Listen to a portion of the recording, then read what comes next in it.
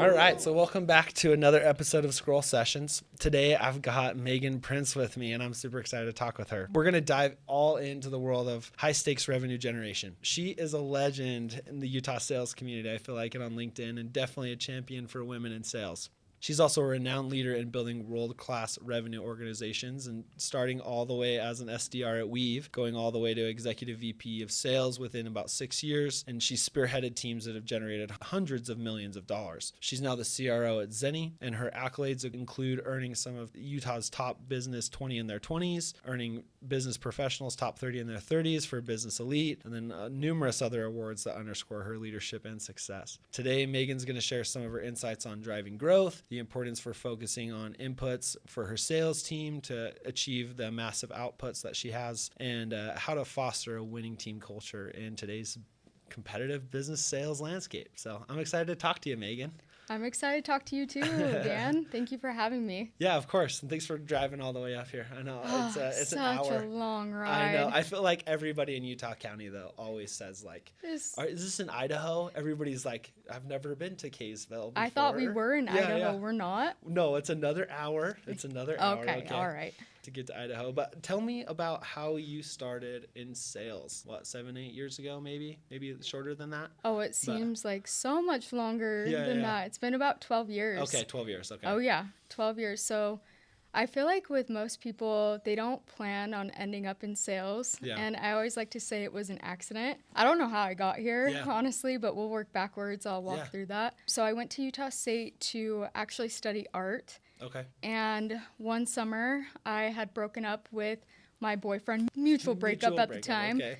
And I was broke at the time as well. I was working at a call center. It was like $7 an hour. Yeah. And I had a friend who had been home for the 4th of July. And I went to their bonfire that night, and he was like, you know what? You would do amazing at door to door. I'm actually headed out tomorrow to go back to Wyoming. You should just come with. And I wanted to get out of Logan. It's such a small town where I made a very impulsive decision to actually go with him to Wyoming the very next day. So yeah, I went to Wyoming. I knocked doors for a company called Vivint, if you've heard of them, local alarm security system company. And I ended up doing Vivint for 4 summers back to back. I was absolutely terrible. I was so bad. I'm sure you killed it after your first summer. I'm not kidding. I just kept coming back because there wasn't a whole ton of opportunity up in Logan at the time for sales, and I thought it was the only way that you could make money. So I kept coming back for 4 years, and when I got home from the summer, my 4th year, I had a friend who was working at a company called Weave as an onboarder, and she was raving about the snacks. We've raving. I feel like it was very well known in the Utah, I think just business landscape in general is like Weave and or Podium had like the best like perks, right? Had really, really good perks for sure. Oh yeah, the snacks were amazing. They had an orange juice machine. They had a Diet Coke machine, and she was like, you should come visit, come tour the building. I think they're hiring for BDRs. And so I actually ended up going to tour the building. I ran into the hiring manager on that tour, and he was like, hey, you should start tomorrow. Yeah. And then I started the very next day at Weave, which was insane. So I started there as an SDR, and then eventually I became an account executive, then a team lead account executive, then I was a director, senior director, and then within 6 years I ended up as their VP of sales. We had a team of about 250 reps. And then, we were able to eventually IPO, and it was this amazing story. Yeah, you had quite the ride. It was insane. Super cool. What do you feel like you gleaned from your door-to-door sales days that helped you be a better saleswoman, a better BDR at the time? What do you feel like you brought from that move? Oh, I feel like there's so many things that I learned on the doors, and I feel like door-to-door sales will make a grown man cry. Is what I always like to say. I remember multiple times just crying on a curb. It was hot. I didn't have a car. It's rough. Yeah, it's rough. It was so brutal. But I remember what my manager said back in the day, and it's a term called burn your ships. So you can't act as though you have an option number 2 or option number 3, where if this option doesn't work out, you have others that you can fail on or fall on. So that was one of the things that I learned is like wherever you're at, decide to go all in, because it's easy to quit when you feel like you have a plan B, and it's easy to make something not work when you know you have other options. So yeah, I think having that mentality of like, nope, I don't have another option, I'm going to make this work. That definitely helped with coming back for 4 years for door to door. And then even staying at Weave, I would say, I never treated it like I had so many options.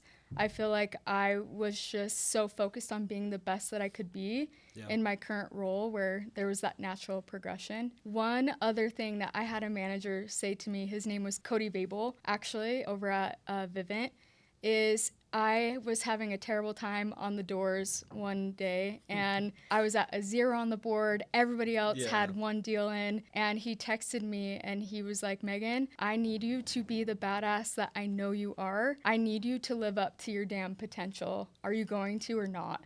Yeah. And I still have that text totally message. Out, I know. I didn't want to let him down. I have that text still in my phone. That's awesome. Where, I would say, you have to live up to your potential. Are you living up to your potential is the question that I tend to ask myself every day. I love that. Yeah. And I think that's awesome. Sometimes everybody needs a kick in the butt once in a while. And I think good managers do it in a way that, like, they know impacts you. Like, he may have not said it the same way to maybe another rep that day. Yeah. But for you, it's the way he chose to word it and everything, motivated you to do what you needed to do that day to get something on the board. Yeah. I still remember it. It lights me up right now. Yeah. I'm like, gosh, I'm going to go back to work. I'm going to go live up to my potential over here. Yeah, I love that. That's cool. Is there any other quotes from that time that you feel like you've maybe held on to and have been a mantra to you?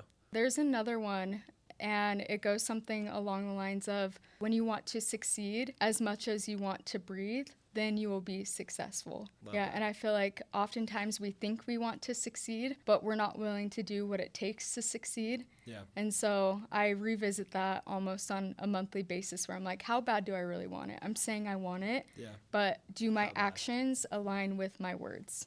I love that. That almost sounds like David Goggins. Yeah, it probably is. I love David Goggins. Yeah, no, he's awesome. Yeah. And I think his, penchant for pain and suffering and also perseverance and keeping moving forward is pretty amazing, too. Oh, yeah. He's like, give me more. I love it. He See, loves it. That's like borderline psychotic. Yeah. Oh, yeah. But I like it. I can appreciate it. I think he broke his, I don't know if his leg or his foot or ankle, I can't remember, and finishing an ultra marathon. Like, he's just on another level of a human being. I want to be like him. Yeah, he's a hero. I love that. Yeah. That's awesome. Well, tell me about like your to account executive, which is a pretty normal progression, I think, in sales in general. Oh, right? Yeah. And then going from account executive to like managing teams. How did you navigate that transition? Because a lot of people, it's hard going from just like, I'm just responsible for my own stuff to, oh, now I'm managing a team of people and I have to take care of my team, but I also need to hit numbers. I also need to help them hit their numbers, all the things. Mm-hmm. How did you navigate that transition? Oh my gosh, that was the hardest jump, I would say, in my career. Yeah. Just going from a top performing individual contributor into management, where you go from you being the star of the show, it's all about you, to overnight, it's not about you anymore, it's about the team. And then on top of that, if you're a top performing individual contributor, you have all the control in the world on if you're going to close out your deals or not, if you're going to hit your numbers, versus when you jump into leadership, you're not in control, you have influence over the overall number, but not that direct control. So I always tell people, are you ready for leadership? And are you willing to put other people above your own needs? Because once again, not about you anymore when you go from individual contributor to leadership. I feel super fortunate because I had a leader and a mentor. He's amazing. His name is Sky Pove. He's a leader over at Neighbor now. Yeah. But I was lucky enough to have Sky as my mentor, where he showed me what being an amazing leader looked like. And then I would say on top of that, I don't tell many people this story, but when I went from being an AE team lead to a director, I think I was in the role for about 3 weeks, and I came to Sky one day and I'm like, I don't want to do this anymore. I can't do it. Yeah. Like, please let me go back to being a team lead. Yeah. And for 2 hours, he let me go back to being a team lead.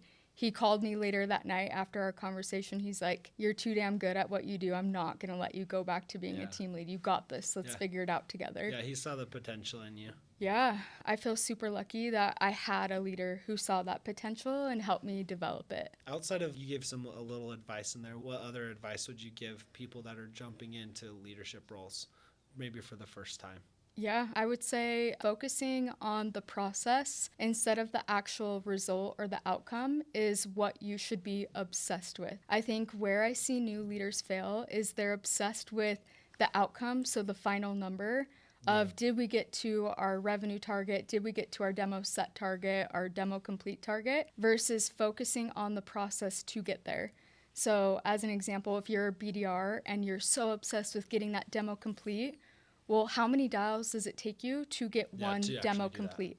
And are you actually putting in the dials to get that complete? Same thing with AEs. If your close rate isn't where you need it to be, your revenue's not where it needs to be, how many times are you asking for the close in a demo? How many times are you looping? How many times are you overcoming objections? And most of the time people think that they're following process when they're not. Yeah, and it's crazy how much you realize that once you actually get into like people leadership. 100%. Oh yeah. Like you can put as many checklists as you want in front of somebody. And again, it comes back to how it's presented, how you follow up, like all of those things to make sure that the process is being followed, because it works. It's like at the end of the day, like this works. Yeah, I agree. I think it's about the process, and then it's that combined with having a growth mindset. So are you pushing yourself outside of work? Are you developing yourself outside of work through books or podcasts or even getting a mentor? I think that's really important, and that's what I see in top reps as well. No, that's awesome. How have you shaped kind of the way you now mentor, right? Because it's been your journey the last, 10 years or so. You've become more of a mentor now than, you're definitely a sales professional, but like you're leading teams, you're helping make sure that they succeed. You're also mentoring. How do you help someone achieve what they want to achieve as a mentor, I guess? Maybe that's a good way to phrase that. Yeah, that's a great question. I think for me, it always stems from mindset. So we talk about process. Process is still very important. Are you putting in the reps to produce an outcome? But before process, I think you do have to be in the right mindset of, are you giving gratitude daily? Are you a happy individual, or at least I would say a neutral individual?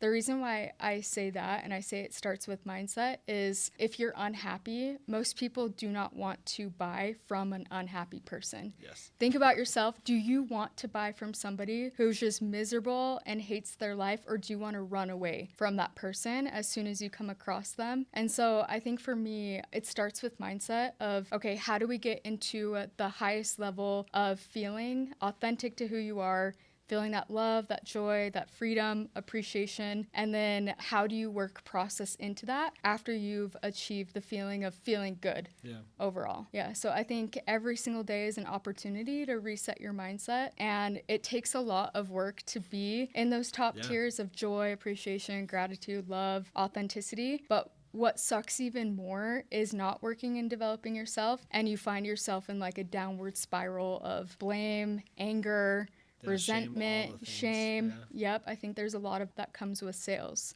Totally. Yeah. Well, and I think you cannot not alone impact a team, but all starts with yourself. Like you have to work on yourself, especially before you can help your team. Yeah. Right? It's put on the oxygen mask first before you put on your neighbor's or your child's analogy on the airplane. That's such a good analogy. Yeah, that's so true. You really need to focus on yourself, making sure your mindset's good. And it affects every aspect of your life, not only just your sales and your career and your professional life, but it also affects like your personal life and how you juggle things as a person, as a human being outside of just work. Yeah. Right? How do you feel like you've juggled the personal and the professional and tried to balance everything that you're doing? I think it's so difficult. I don't believe that there is a way to separate your personal from your work, at least from what I've experienced, where I know if I'm just miserable at home, then it'll translate into my work and vice versa. And so I think you nailed it, where the key term is balance. So for me, it's about doing my daily routine. So in the morning, What's an your daily example, routine? Yeah. I'll wake up, I go and I grab a Red Bull. Sorry, terrible example right there. No, I'm a Red Bull guy too. Oh, yeah. I'm water right now, but 100%. Oh, yeah. I'm holding the water, but am I drinking the water? No, so I'll grab my drink of the day, and then I will do a 5 to 10 minute meditation. And then I have what's called a gratitude journal. So the first 3 things in the journal is, what are you grateful for? So I'm getting myself into the mindset of like, okay, I'm grateful for XYZ. If you're grateful for something, usually what happens is you're focused that energy on that something where it'll grow. And then the next statements in the gratitude journal are focuses of the day. So like, what are your intentions of the day? What do you want to have happen with the day? How do you want to feel for the day? And then the last part is just I am statements. So reaffirming that self-belief, those confidence statements, I think is really important for coming off as confident when you're on a demo or when you're on the phones talking to founders. I love that. That's amazing. So do you follow like a specific template from somebody for that journal, or is that something you've kind of just developed on your own over time? I got it actually off of Amazon, and I'm on my 4th one. Yeah, I that's love awesome. it.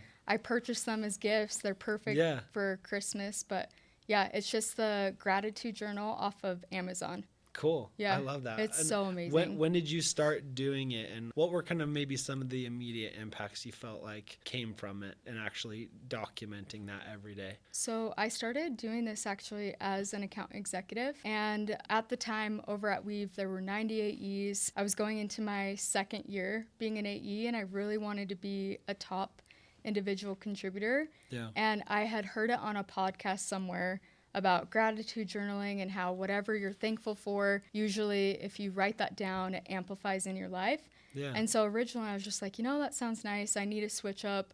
I'm having a tough time here in sales. And what ended up happening is I started with gratitude journaling, but then I got into mindset and like law of attraction, where whatever you're thinking on is exactly what's going to happen and grow in your life. And so I mainly just wanted an outlet to be intentional with my thoughts and with my feelings and my actions, where I feel like that's the biggest result that's come from journaling is I'm not just going into each day wondering what's going to happen. I already know what's going to happen usually because I'm setting that intention early on. Yeah. And then all I need to do is execute on the intention that I'm setting.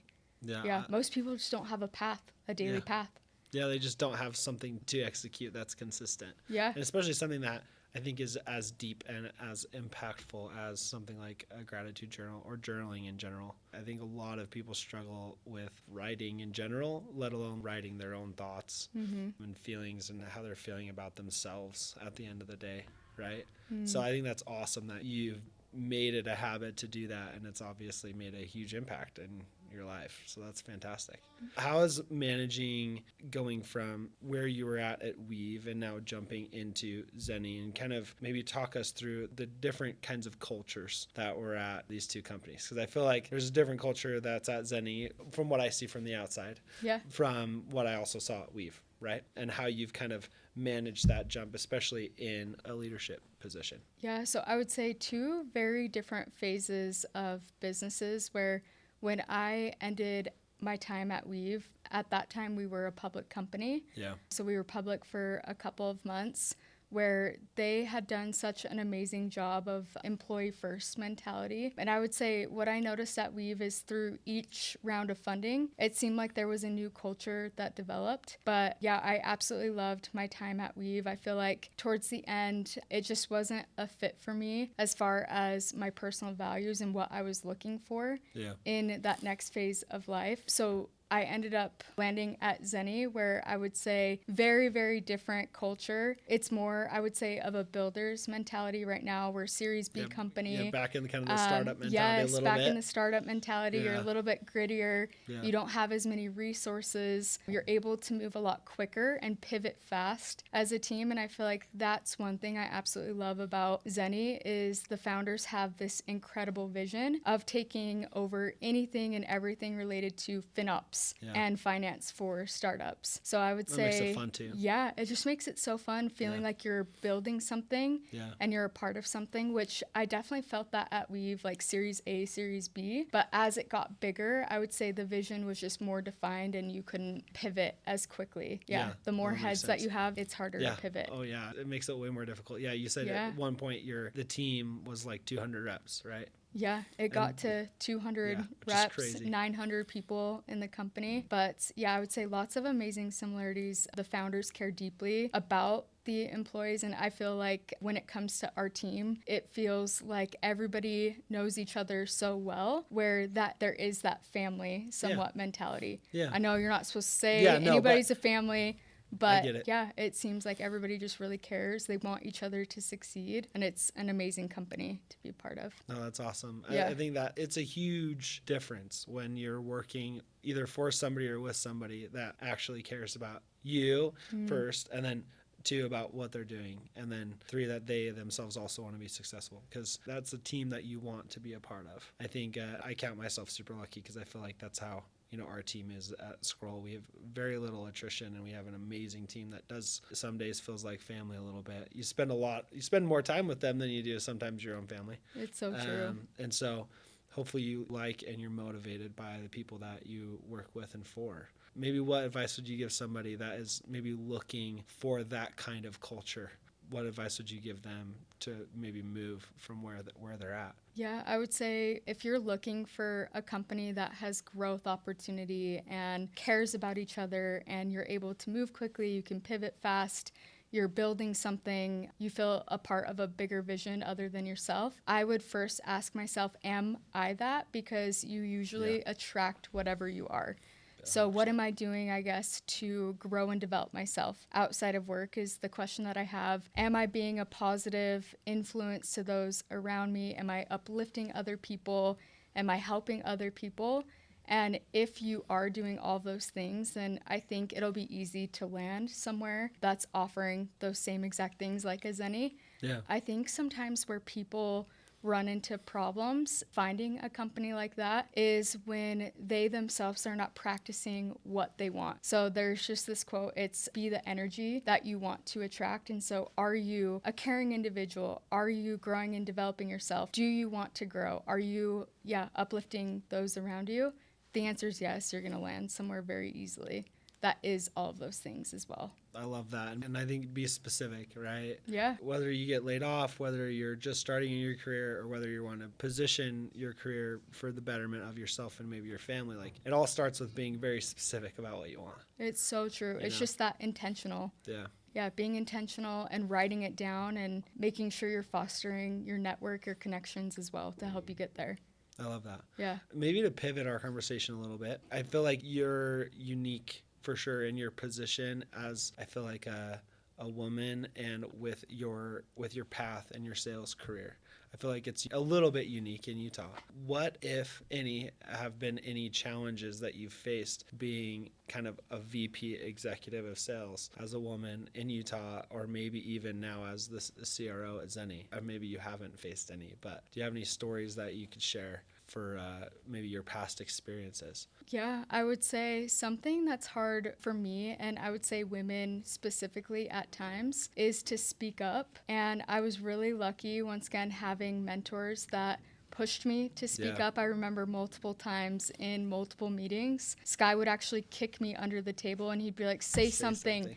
I'm waiting on you to say something. I know you have amazing thoughts, so spit them out. Where I would just say, if you are working with other female executives or other female coworkers, one of the best things you can do is to encourage them to speak up, let them know that their voice matters just as much as yours. And I would say that would be the main piece of advice I would give for people looking to support women in the workplace. Yeah, women I in the love workplace. it. I think it's huge. I think that's awesome. And maybe what advice would you give young women wanting to start their career in sales? Because I feel like most of the women I know that are in sales kill it, like absolutely crush it, and even talking with and Jaron Erickson pretty well. He's amazing. And Jaron's awesome. And he was telling me a little bit more about in their cohorts, it's mostly women, and more women are finding a lot more success jumping into a sales career, right? So first, maybe what piece of advice would you give women wanting to jump into sales or marketing roles? Then two, what advice would you give them outside of, obviously, take the time to speak up, right? During your conversations. But yeah, I would say the best piece of advice I can give you is whether you think you can or you think you can't, you're right in both situations. And I will say my top performing reps are women.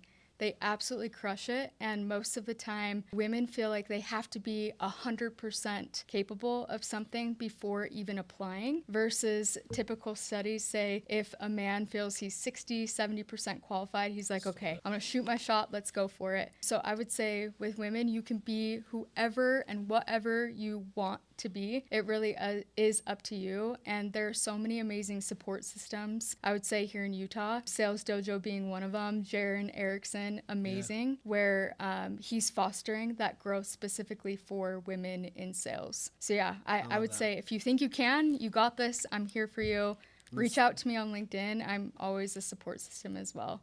I love that. That's awesome. I feel like the community here, it is amazing at supporting women. I think we can be better. And I think, with a lot of the statistics, I don't know them off the top of my head, but I know it's not great for women engaged in the workplace, and also women just in general with anything workplace related in Utah. But I think it's also a unique situation because of the culture and a lot more stay-at-home moms here in Utah too. But what do you feel like has been your number one driving factor to really support women in the workplace? And you obviously have a lot of influence, I feel like, on LinkedIn too, and you've done a really, really good job of supporting women, at least from the outside, from what I can tell. And maybe share some experiences where it's been very specific in your career. Yeah, it reminds me of what I said earlier with Cody Vabel, where he told me I needed to live up to my potential. Yeah. And I think one of the things everybody can do a better job of is spotting potential and then developing it. So an example that I'll give is I went to a tanning salon one day and I noticed this girl who was running around, running room to room. She was cleaning it quickly. She moved with urgency. She was super caring, very compassionate. Also tried to upsell me on a lotion. Where I looked at that scenario and I'm like, I know we're in a tanning salon here, but I think you would be an amazing sales rep. And now she's been at Zeni for 9 months. She's been promoted twice, and hopefully in the next year, she'll get moved into an account executive role. So I would say that's one example. Yeah. Another example that I have is... I think you shared that on LinkedIn, did you? I did. I think you shared that story on LinkedIn, from what I remember. Oh, yeah. That's awesome. There was another example where after my first board meeting, I ended up going to City Creek to celebrate, and I was like, all right, I'm going to buy myself a nice bag here. Like, I deserve this. We did well in the board meeting. And I met this girl at Louis Vuitton where I noticed very similar attributes, where she was super helpful. She acknowledged me within the first couple of minutes when other people had just passed me. Yeah. And she had offered water. She had done a bunch of things outside of the norm, where I looked at her, I saw her potential, and I thought she would make an amazing rep. She started at Zeni a month later. Look at you just out recruiting every single day. I love everywhere. We need more women in sales, and they're Yeah. so incredible. She was amazing as well. But That's I would awesome. say they don't have to come from tech as well. They Yeah. can come from service industries. They can come from straight out of college. You're looking for the attributes of somebody who's coachable, somebody who's kind, somebody who wants to progress. They're showing that growth. That's usually what I look at. I don't necessarily look at SaaS B2B experience in tech for X amount of years. I'm looking at more of like the potential of what I see somebody growing into. I love that. And at the end of the day, like, most of the other stuff can be trained. You can train somebody on how to use the software. Oh, yeah. But you cannot train those kind of almost innate born with qualities, That's so true. Compassion, empathy, kindness, all the things that I think also make really good sales reps, but also I think are innate within women too. I think just come easier to women than they do men. Yeah. For whatever reason. I definitely notice nurturing qualities in women, and men have it as well. Yeah. So I don't want to discount anybody here. But with those two individuals that I recruited, that was one of the first things that I noticed is they were very nurturing and very attention to detail oriented individuals. I love that. Yeah. I think that's awesome. And what role has that now played now being a CRO? And it seems like you do probably a lot more executive level function, recruiting, those kind of things now that maybe you hadn't done before. Right? Or maybe I'm wrong. Maybe you were doing a lot of executive recruiting and stuff like that when you were at Weave. But how has that also changed in your career and now getting used to doing some of those things that you haven't done prior, going to board meetings, stuff like that? I mean, I would say it's very similar to how it was when I was at Weave. You're only as good as the people that you surround yourself with, and you should always be recruiting in a leadership role for top talent. Yeah. I would say you could have the most incredible product, but a mediocre sales team, and you're not going to do as well as somebody who has a mediocre product, but a phenomenal sales organization. They're going to outperform you almost every day, especially if it's a sales-led motion. So yeah, that should be everyone's number one priority, is recruiting that top talent who can push the team, up-level the team to do better than how you were a month ago, a year ago, whatever that may be. I think that's awesome. Talent at the end of the day is especially in this market, is the differentiator between everybody. True. And you being in sales for the last, 10, 12 years, how has, things are very different now than they were 10 years ago. Right. And I think the sales landscape is changing quite a bit. I think especially in the last couple of years, you hear a lot of rumors about, orgs getting rid of their entire SDR, BDR teams and going all in with AI or going all in with content or whatever it may be. Where have you seen, now that you're at Zeni, what are you guys doing to kind of really hit the ground running, so to speak? Yeah, I feel like most companies in SaaS right now are being asked to do more with less. Yeah. And I would say that's the theme right now in today's market, where the idea is to just get more efficient with the teams that you currently have in place. So one of the things that our founders preach consistently as well is you will never be replaced by AI. You will be replaced by a human who knows how to utilize AI. Yep. So I think sometimes people get scared when they hear the term artificial intelligence and everyone's freaking out like we're going to lose our jobs to AI.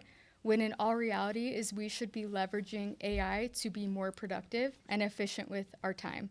And there are so many amazing tools out there that are free when it comes to AI, and I feel like that's one of the things we've adopted as a go-to-market team at Zeni. So just getting efficient with other free resources that are AI-backed, and then getting more efficient with the hours worked while we're in office. I love that. Yeah. No, I think that's all it comes down to, right? AI is going to take somebody who maybe is mediocre but knows how to use AI really well and is going to make them proficient. Yeah. And then it's going to make somebody who's proficient be able to double, triple the amount of work they can do in that same amount of time, or vice versa, right? So I think AI is definitely the buzzword the last couple of years, and ChatGPT just released their new version, and I think things are heading in a really interesting direction in the next couple of years. Oh yeah. So it's exciting. It's very exciting. As long as you know how to use the tools, it's exciting. Yeah, no, for sure. I know at Scroll, we've integrated a lot and heavily in the automation piece with onboarding and shortened our onboarding by 90%, right? And we're able to do things that we couldn't have done prior. Content generation is getting better and better and better. It's all those things, especially in sales, right? You're able to really understand your ICP. You could give all of these data points to, let's say, ChatGPT, and have it break down your unique selling proposition against your ICP or whatever it may be, right? There's so many cool examples and specific examples I think that sales organizations are using. Is there anything you care to share with what you guys are doing that you feel like is kind of moving the needle for you? Yeah, so one of the tools that we utilize is called Avoma. So it's sales coaching, and it actually gives you scorecards on how your reps performed on demos. Oh, heck yeah. So, yeah, I would say... So taking the transcript and everything? Yeah, it takes the transcript. It grades it based on the criteria that you put in as a sales leader. So, absolutely love Avoma. Orem is another one that we utilize for our BDR team. So, that's helped us get more efficient. Where previously, per BDR, we were doing 80 dials a day with a tool called Phone Burner. And now with Orem, we're doing close to 200 per day per rep. Basically doubled it. Yeah. Yep. So, doubled production and then doubled ROI as well. And then, sequencing is huge. So HubSpot sequencing is what we utilize. Yeah. Testing a few other tools right now, but too early to tell if they're working or not. Yeah, that's super cool. I think it's a really tactical advice. I think just look for things, especially if you're more or less handcuffed with your resources. Like, just try as many things as you can to see what's sticking and what's working, especially nowadays. And with things changing as fast as they are, you know, we're having major changes every month, it feels like, with AI and stuff. So it's going to be really interesting. It's so true. I was going to ask you, what tools are you using? So we're mainly using ChatGPT and then OpenAI, their API. So we'll integrate their API into a lot of other processes that we do. And then we use a lot of Zapier workflows. So pulling all the different apps and having them talk to each other and also talk to ChatGPT has been huge. I think one of the other things that we've loved using is Crisp.ai. So Crisp, it's actually a noise cancellation AI tool for like Google Meet or Zoom links when you're like sitting next to people or out in the open, right? So it can really only hear you, but that's not the only cool part. But it also takes your transcripts and will document all of them, summarize them, and also give you, like, let's say there's action items or responsibilities for you or the client in that call. It will pull out all of the action items from your entire conversation and have a list of them ready to go. Okay. So it's super nice, especially for like onboarding calls, or we're doing a lot of client deliverable work and we're having a lot of strategy conversations. And so sometimes it can get lost in the shuffle even if you are taking notes about what was said and what action items are doing when and stuff. So that's been game changer for us, is using Crisp for like all of our calls. So I love cool. that. Okay, so it's a recording tool as well. Yep. Okay. Yeah, so it'll do transcription, it'll do voice and video recording. It just sits in the background of your device. Okay. So it's not, there's like fireflies.ai or some of these other so things that's that what join Avoma calls. does as well. Yeah, so it just sits in the background on your device, which is nice. So it's not interrupting your meeting or anything like that. It just sits on your device and records everybody on that meeting. And super cool. Yeah. We've enjoyed it, and it's pretty cheap per user. So yeah, and they do have a free version. Okay. That's awesome. Yes. But Crisp has been great. What kind of maybe trend in revenue generation have you been seeing lately and maybe are excited for in the future? I mean, and maybe that's continuing our discussion on AI, but. Yeah, so I would say right now with Zeni specifically, we're seeing an upwards trend in revenue per rep generated. So that has been the exciting thing about being a part of Zeni, is it seems like the team just gets better and better. And I will say we've gotten more efficient. Just comparing it to last year, last Q1, we actually doubled with the same headcount revenue per rep. Yeah. That's amazing. So that was incredible. That is the definition of scaling right there. Yes, exactly. Yeah. So now we just got to triple it, quadruple it, and then we'll be happy over here. I love it. But yeah, I would say that's the theme among all startups right now, is per employee at the company, you should be getting down to, I think it's $100,000 to $300,000 per individual that you employ. So if you're at $1 million as an example, ideally you would be anywhere from a headcount of 3 to 10. Yeah, so I would say that's something we're working on as a go-to-market team, is once again getting efficient with revenue per head. Cool, I love that. And I think it's not profit at all costs anymore now. I think it's way more about focusing on what you have, making the most of it, finding the best team possible, right? That's able to execute with what you have and then scale. Like I had the Blip co-founder. Well, he was a co-founder. He's now the COO. But he was talking about within a period of like 2 years, they had the same headcount, but they literally like 4x their revenue. And I mean, unbelievable, like what they've been able to do as a technology company just by opening up more doors and more people. And it's been really interesting to hear their discussion. But he gave an example of like, here's like, that's what scaling is all about, right? It's about actually moving the needle without increasing your expenses. Right? It's about actually growing the revenue without increasing the headcount majorly. That is scaling, right? I think a lot of people and a lot of founders think it's like, no, scaling's about like getting the biggest team as fast as possible, growth at all costs, you know, no matter how much money we can raise, it's getting burned because we're bringing on all these people. But it's now shifted, especially with the economy shifting majorly in the last couple of years. So yeah, everyone's focus right now is extending runway, getting more efficient with the headcount that you have. CAC should be lowering on a quarterly basis as well. Yeah, multiple, make it stable. Exactly. That's one of the things that I love about Zeni as well, is with our dashboard, it does provide all of those insights for founders. So you can see what your net burn is, what your runway is. Are you getting more efficient as a team? And it provides all of those insights as well. Yeah, that's amazing. How does Zeni kind of fit into that ecosystem with FinOps, right? And how did it come about with the founders? Yeah, so this is actually the founders' third successful startup. So they sold their last company to American Express for 150 million. Their previous startup was like the Spotify of India. So very, very successful. But one of the things that they noticed at both startups was they had a hard time scaling their FinOps team. So that's the whole purpose of Zeni, is instead of you going to hire a CFO for 200 grand, a VP of finance for another 150, a controller for another 100 to 150, a bookkeeper for 50. Zeni does all of that for about 10 to 20% of the cost, and you'll get that same exact outcome as if you had that entire team. So instead of paying that 500 grand, you would pay 10% of that. You'd get the same exact results. And then with Zeni as well, we do have other platforms within our platform. So we have the ability to replace tools like a bill.com, where we do vendor payment, we do employee reimbursement, accounts where you get up to 4% cash back as well. Yeah, so multiple areas of opportunity to just be more efficient with your FinOps team, as well as service every portion of FinOps.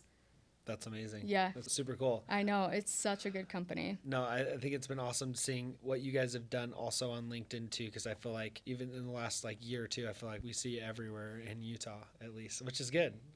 You're like, just stop posting over. No, I love it. No, I see you everywhere too. Yeah. Well, oh, thank you. I appreciate that. It's so nice to finally meet you. Yeah, no, we post a lot. So that's great. How have you kind of coached your team on LinkedIn, if you have, and what advice do you give like your team specifically on LinkedIn and how to utilize it as a tool to grow the business?